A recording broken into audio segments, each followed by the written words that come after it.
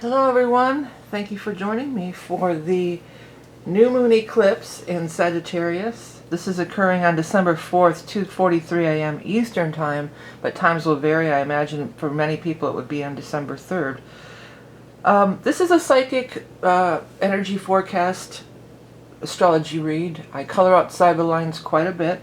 I do have a fundamental knowledge of astrology and have studied for years, but I definitely take it up to another level and we'll get channeled messages and insights. So if you're very much a by-the-book astrologer, this may not be the forecast for you.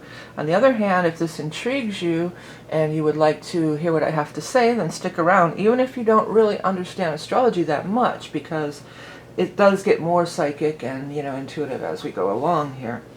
Yeah, so this is the last eclipse that we're going to have. For the last couple years, we've had the eclipses have been happening in the sign of Sagittarius and in the sign of Gemini.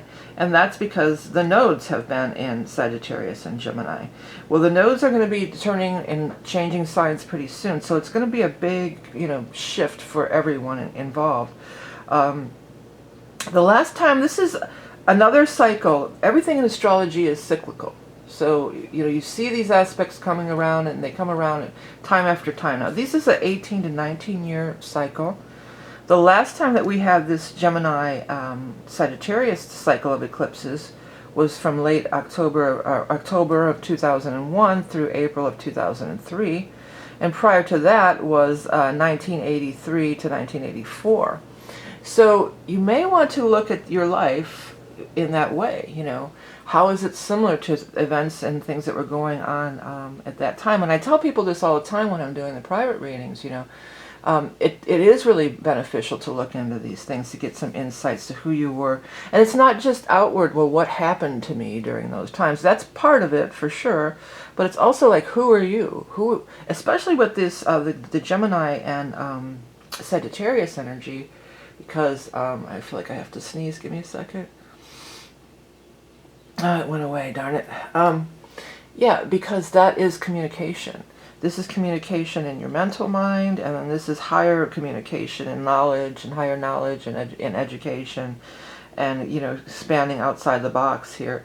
So we've really been in this mental mind thing. So what were your thoughts like of those dates I gave you, the 2003 to 2004, late 84 to early 86?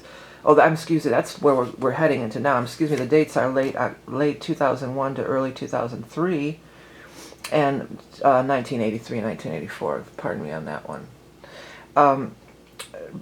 Look at that. Where is your head at? What did you think about? How did you think about life and yourself? And and also it's social too. So who did you hang out with at that time? Who were your friends? What did you talk about? These are all the kinds of things.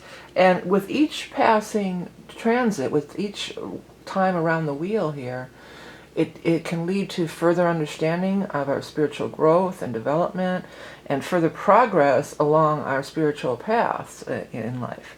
The other dates that I accidentally just said there, that's where we're heading next. That's what's going to be coming up next, and as we move into Taurus and Scorpio. So if you kind of want to get a little jump on what might be coming next for the collective, what was going on, and it would have been April 2003 to December 2004, and then before that, September 84 to April 86. So what was going on, not only with yourselves, but in the world at large, because we're moving into a very big shift in energy, and like this is the last blast of this little, this big push of Sagittarius energy. And if you note, we have the node there, we have Vesta there, Sun and Moon, of course that makes it the new moon eclipse, but we've got a real tight connection here with Mercury. And Mercury, of course, look over here, is tied into Gemini. That's the rulership of it. So we're back to this, this Gemini Sagittarius axis. So it is like communication, speaking, talking. This is the South Node. So the South Node has to do with the past. However, and Sagittarius has to do with education and seeing things from a higher perspective. So what have we learned from our past? What have we learned from our past as we make this big transition into this new phase of energy?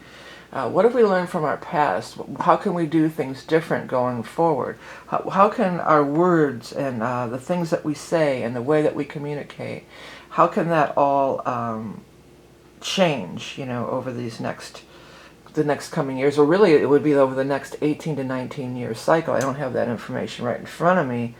When the nodes are going to return to this sign. I could find out, though. I do have my trusty ephemeris here. A lot of people don't even know what an ephemeris is anymore. And what it is, if you don't, it's the old school way we used to do stuff before computers. And even after computers, before laptops were around. You couldn't lug your big desktop computer to the psychic fair, or to the coffee. I used to do readings at coffee shops all the time. I wasn't about to lug my big computer to the coffee shop, so you just got your trusty ephemeris. And back then it was just the 20th century one. We didn't even have to look into the 21st century. Well, there's going to be a touch tone or a touch base here in 2030, because that's when the nodal opposition is going to come in. So that's a time to look and look back on what's going on, what's happened since then. And then we're going to go forward. It's going to be 18, 19 years, as I said initially. Let's see here. Yeah, it's going to be, the bookmark was right in the spot where it was after all that leafing through everything. Yeah, it's going to be in 2039. That sounds like Buck Rogers in the 21st century, doesn't it? But it's really only, less than 20 years away. It's crazy. But anyways, so yeah.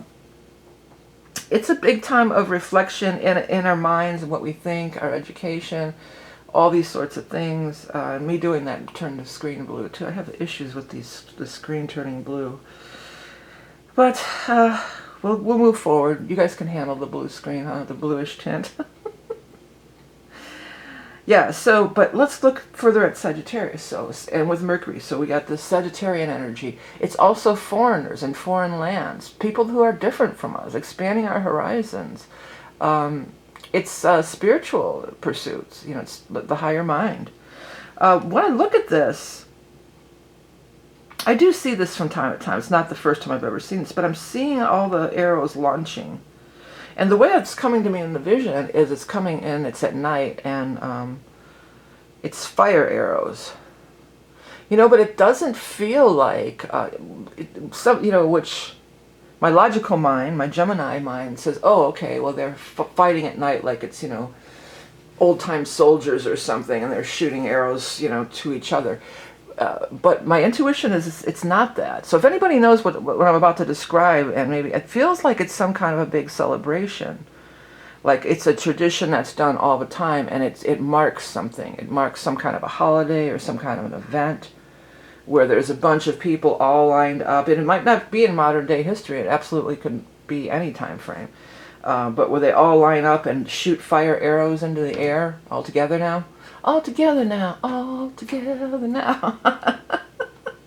Yeah, but that's what I'm seeing. They're giving me a vision of that. I'm not really sure what to make of it. Fire in the night. That's what they're saying. Fire in the sky, fire in the night. I'm not sure what they mean by that. But I do want to move on because there's so much to look at this. I was looking at the aspectarian. It's like, holy crapola, there's just a ton of aspects going on. Let's stick to what's going on with here. We got the Mercury, the Moon. It's also in trining with Chiron, too. So there could be healing. We could leave the past behind, or have, with it being the South Node, again, there's that past aspects. It could be something from the past. But it also can be, us really getting a higher understanding. That's been coming through in quite a few of the readings lately, too, now that I think about it. Well, not quite a few, but several. Where it's just like you have this big aha moment about, I've been carrying this. What it feels like to me, it's like you've been carrying a weight around for a long time. Many of us have. It's been a pandemic. It's been a lot, right? And this is a way that we can just kind of let it go. Usually it's more like something we've been holding on to, like this person did this or did that to me, or said this or said that to me. They said it with Mercury.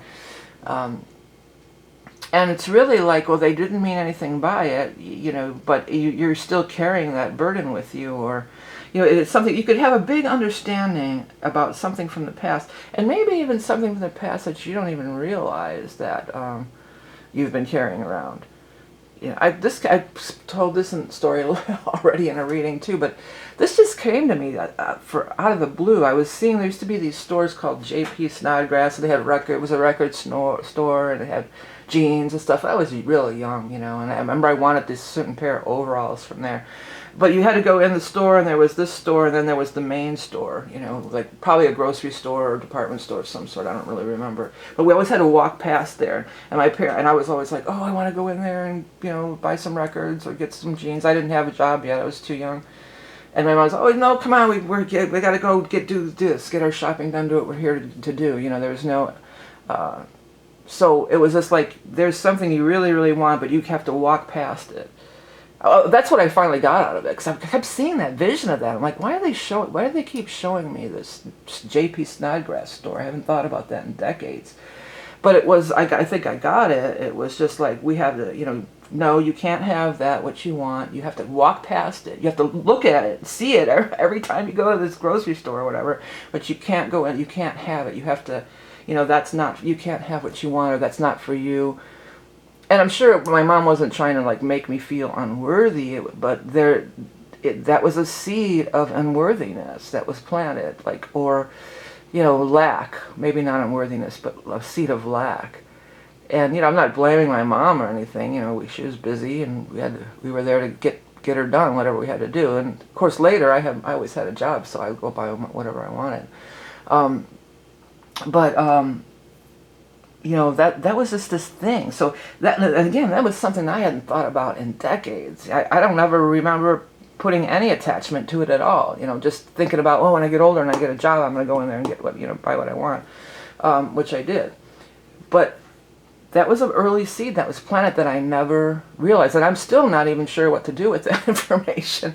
But there's probably millions of them in my life and everybody's life. These seeds of that instill this unworthiness in us is what it is. It instills that. And it blocks our manifestation in our current, where we're at now. It's been blocking our manifestation all along, and it's accumulative.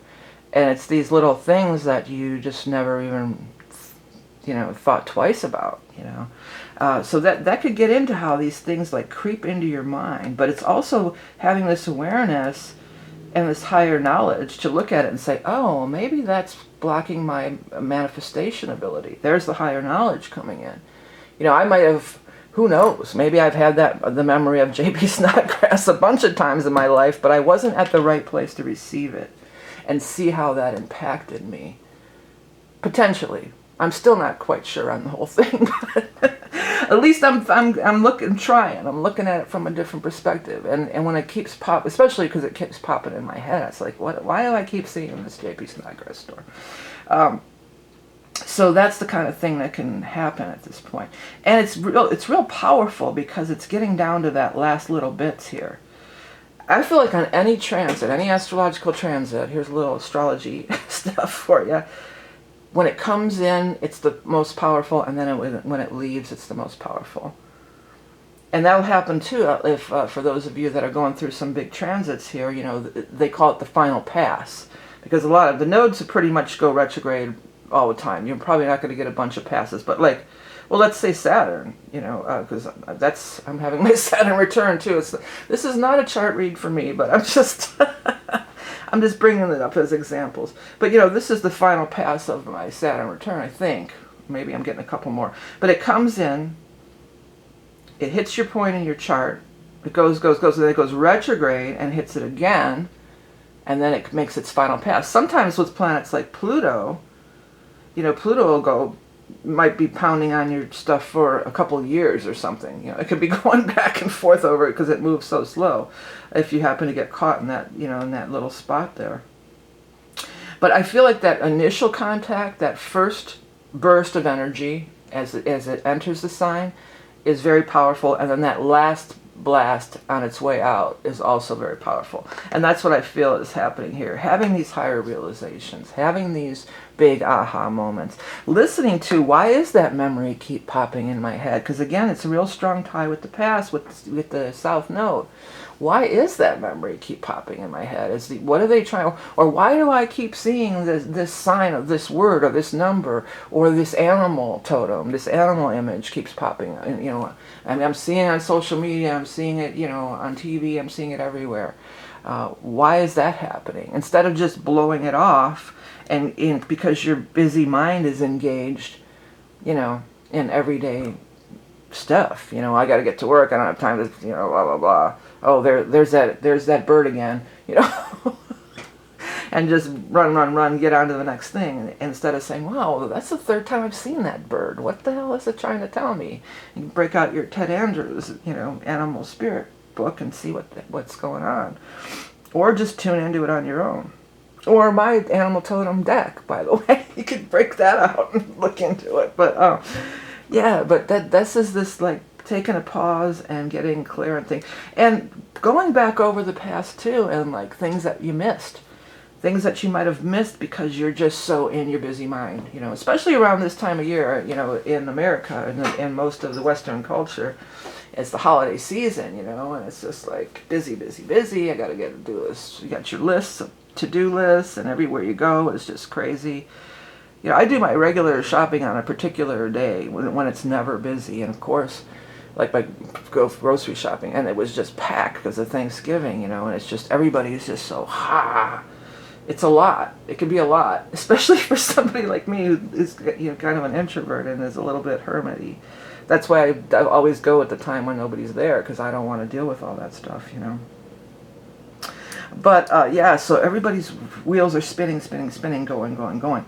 It's also there's this little sweat spot here. I just wanted to get that cleaned up. It's in conjunct or whatever the adjustment thing here with this.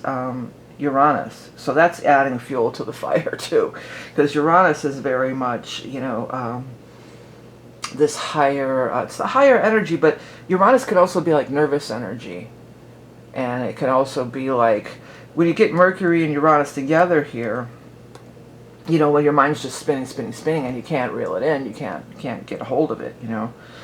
So it's, you know, you got to get yourself together. You know, the air signs also, though, it's breath. You know, you got to get into that breath. Breathe those breaths. Breathe those breaths and get you know, calm yourself down there. Your sympathetic nervous system or whatever it's called. So yeah, but it's making a sextile to Chiron. So there's opportunity for deep healing. Whenever Chiron's involved, there's an opportunity for deep healing, and it's making a beautiful trine right to Chiron over here. So there's an opportunity of deep healing within yourself, you know, within yourself. Now, there was Pluto was doing something. We got Venus conjunct Pluto. Yeah, that was the thing. We got Venus conjunct Pluto. That is uber powerful. That is uber passionate. That's also like money and steroids too, because Pluto can be large sums of money, and especially in the sign of Capricorn, and Venus can be that too. Pluto also, the 8th house, Pluto, Scorpio, also rules sex too. So some of you could really meet somebody that would just be this powerful sexual attraction. You know, that absolutely could happen at this time, particularly if you have some placements around that 25 degree of Capricorn or strong, you know, aspects to that. You know, you could absolutely, but you know, the passion could take a lot of different forms. It doesn't have to be necessarily sexual or even money. When I saw this, I thought of money right away, like big money. I wouldn't be surprised if some kind of a big, especially when this gets a little closer, probably a few days later, some kind of big money thing like stock market or whatever, you know, some kind of big, huge thing. Or like one of these billionaires announced some kind of big thing they're doing, you know, another spaceship to Mars or whatever, you know, like big, this is big money to me. I saw that right away. And like power, like big power, you know. To me it almost feels like gross, you know, like the guy with the penis machine going into space, the penis spaceship. I mean, come on, how it feels like that, like gross abuse of money, or, it feels like that to me. But, I mean, hopefully there's always a positive and negative. We don't have to jump on that downer bandwagon or that fear bandwagon. We can jump on the, well, what could the positive aspect be? Because there always is. We live in a duality world here. There's always another way. So, yeah, falling madly in love. Could it be I'm falling in love with you, baby? That's what I'm hearing. And that's not my style of music either at all. But that song popped into my head just then. And I'm not just sitting here if you haven't ever seen my videos, I don't just randomly sing songs because, for no reason. The guides feed me through that. They feed me songs and music, and often there's a message in it. If not in the little part I sung, it could be, or sang, excuse me, it could be, other lyrics in that song. My regulars know, but I know sometimes they pick up new people and they're, why is she singing? Oh, anyways, back to this. Yeah, so it could be like mad love, falling in love, passion, finding something you're passionate about. Maybe some kind of new job or career, even with it being in the sign of Capricorn. That could be like some kind of new job or career that, because a lot of people are just like, you know what, I hate this job. I don't want to do it anymore. A lot of people are seeking new, new careers, and you could finally find that, or it could show up. You could show up if you're looking and listening. If you're caught up in. Now, if your wheels are spinning, when the universe is trying to send you these messages, because look, also, this is a beautiful sextile to Neptune. So that is the universe and your spirit guides and angels and all the spiritual stuff and your connection to this greater, energetic field that we're all swimming in. So, listening to that, you have to be able to hear those, because it's soft and subtle. It's not hitting you over the head with a brick. It's soft and subtle. That's what I think what people don't get, that, aren't really, haven't really done any spiritual work. They're just like, well, you said it was going to be this, and it doesn't. It's very subtle, and it's very open for a lot of interpretation. It's flashes, it's hunches, it's seeing that bird 3 times in a row, or the, JP Snodgrass continually popping into my head. It's very subtle, and in order to feel it or get in that wave or get on that frequency, you gotta calm yourself down. You gotta be in a calm state. There's not many times I don't get much insights when I'm in stress mode, or when I'm busy in my mind. It's always when I'm in this really calm space. That's when it comes through. The Jupiter is also at that spot too, these 20. So anybody who's got like 20 to 25 degree placements, pretty much in any sign, it'll be affected in some way by this whole configuration here. And then Jupiter is actually doing its last blast also in Aquarius, because it's going to be moving into Pisces shortly. So Jupiter in Aquarius, hopefully, well, number one, hopefully it's kind of helped ease the burden, for lack of a better term, or the heaviness of Saturn being so heavy. Jupiter being there, maybe it was easier to see the silver lining. Because, with Saturn there always is a silver lining. People want to give Saturn a bad rap, but Saturn wants what's best for you. Saturn wants to, it can see more than you. It's like I love the analogy of the parent, the stern parent. They care about you and they want to lead you in the right direction. However, they might be somewhat stern at times, but they really have your best interest at heart. So, and sometimes, we get angry and we're like, well, I don't want to eat my vegetables, or whatever a kid might say, to the parent. But this way it's like you can see that silver lining. Well, hey, whatever. This tastes pretty good, or maybe we put a little something on it, some cheese or whatever. Yeah, that was always the way, broccoli, to get my kids to eat the broccoli, you had to put cheese on it. I mean, you could use vegan cheese or whatever, nowadays, but, maybe it's not too bad. Maybe it could be fun to eat vegetables. Well, I actually always make ranch dip, too. So I'd make a big tray of veggies with ranch dip, and they loved it. Then they would gobble down those vegetables. So, that finding that silver lining where it's just not like, you're going to sit there till you eat those vegetables, you know, leaving that table. You know, there's that, oh, maybe this is good for me, or maybe, you know, you go willingly into the next phase of evolution, or the next phase, because you can see that, you know, it's potentially going to be good stuff. You know, it's nobody's trying to hurt you by this, by denying you what you want. They're trying to guide you into what's the best for you. And, you know, beyond the realms of what you can imagine. That's what the guides always come through in my channeling. You know, it's beyond the realms, because the Neptune, we can only see a little tiny bit of what's the potentiality that's here from this limited 3D perspective, you know. So, you know, just got to kind of listen and trust. And I don't know, maybe I need to find those overalls and break them out and start wearing. I don't think I could ever fit into them. Forget about wearing them. I think I actually did make them into a purse at one time because they were so ripped up. I did finally get the overalls that I wanted again a couple years later when I had a job. Let's see, what else? Did I miss anything else? Inevitably, I get done with these readings. It's like, oh, dang, I missed that giant aspect.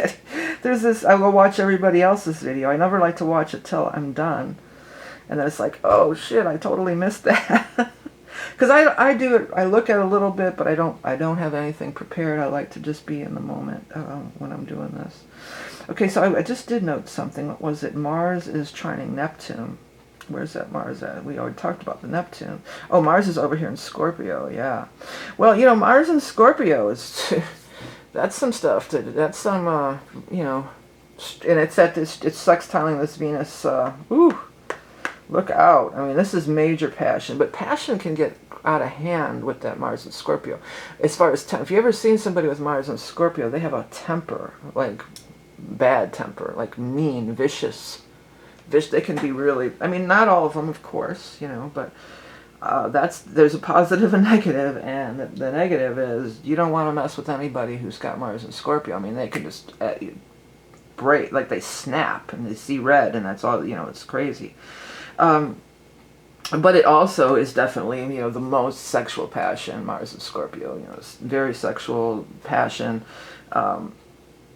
So, you know, I wouldn't be surprised if 9 months later from now we're having a big baby boom. That's one thing. Like the big, you know, the blackout in Chicago or whatever it was. Then 9 months later they had the largest babies because everybody was getting busy. But, yeah, if that's not a thing for you, if you're not with anybody or whatever, I mean, you know, there's other things you can be passionate about. But Mars is very much a physical thing. You know, Mars is very much a physical energy in the realm of the physical. So, you know, you might want to work out, or I always say, you know, Mars, when I have a strong Mars thing welling up in me, where I feel that Mars energy, you know, if nothing else, you know, just a clean. That's a great time to go on a big cleaning jag, you know, just, or clear out, you know, a closet or your basement or your attic or whatever, you know, somewhere that you've been meaning to get to forever, and, you know, or, you know, if weather permits, I'll be out in the garden. That's my first go-to, you know, to discharge physical energy. But in the wintertime, you can't really do that. Yeah, so a lot of passion, a lot of combustible energy. I'm really feeling like, though, this can kind of dissolve all that. These realizations, like this could be also like something that comes up that you're so pissed about, especially around the holiday season. You're around people, it's like, I remember 15 years ago, you said that thing to me, and blah, blah, blah, blah, blah, blah, you know, that kind of stuff. And this could be like that higher realist, like that could have really helped to kind of diffuse that energy a little, hopefully, you know, that'll help. Yeah, but this is like the big send-off for the Sagittarius Gemini axis in the nodal area. And, you know, again, it's going to be whatever it was, 2039, 18 years from now, it'll be back. I'll be back. All right, everybody, so this is the reading. Thank you so much for tuning in and liking and sharing. Again, as I've been saying all through the holiday season, if you're doing your shopping and you are, you know, exchanging gifts, why not consider supporting an independent creator? like myself, I'm an independent creator, but there's all sorts of them on Etsy, Instagram, at your local neighborhood place, you know. So instead of putting all our money to big corporations who pay nothing in taxes, why not consider supporting independent creators? You can find all the stuff that I have available through my website or through the links below. Oh, by the way, there's been people stealing my content. This is, I'm Vickie Verlie, and my website's vickieverlie.com. Anything other than that, you're being swindled there. So if you're being directed to any other website besides here, this is where my stuff is. So just in case if you're not watching it on YouTube, you're watching it on some other website. The year ahead, I am offering those year ahead readings. It looks at all the major transits coming up for you for the year. I don't run your chart; it's out of the ephemeris, but I look at all the big hits, and then we do also a psychic tarot reading that spans for the 4 quarters. Always my most popular reading of the year. It'll be available till the end of this month, so the end of December. So if you want to get in on that, you know, time is limited on that. But you can find all the information about me on my website. I have art prints and journals that are very inexpensive and pretty cool, make a nice gift. So thank you for all your support. Remember to like, share, and subscribe. It tells the YouTube algorithm that you value my content, and it gets my content out to more people who would like to hear it. Have the best ever new moon eclipse. It's super powerful. There's a lot going on. I wish you the best. Remember, you're love and beauty incarnate. Until next time. Bye.